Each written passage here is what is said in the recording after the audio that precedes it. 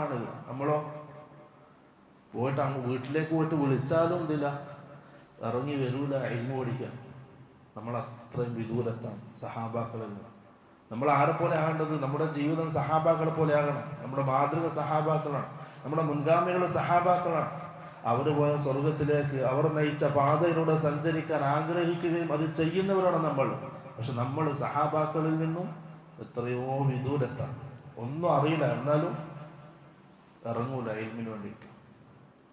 സഹാബാക്കളുടെ വാക്കാണ് ഈ പറയുന്നത്. അവരാണ് ഇറങ്ങി പുറപ്പെട്ടത് ഇൽമു പഠിക്കാൻ. വഖറജ മസ്റൂഖ്. മസ്റൂഖ് വലിയ മുഫസ്സിറാണ്, താബിഈ പണ്ഡിതനാണ്.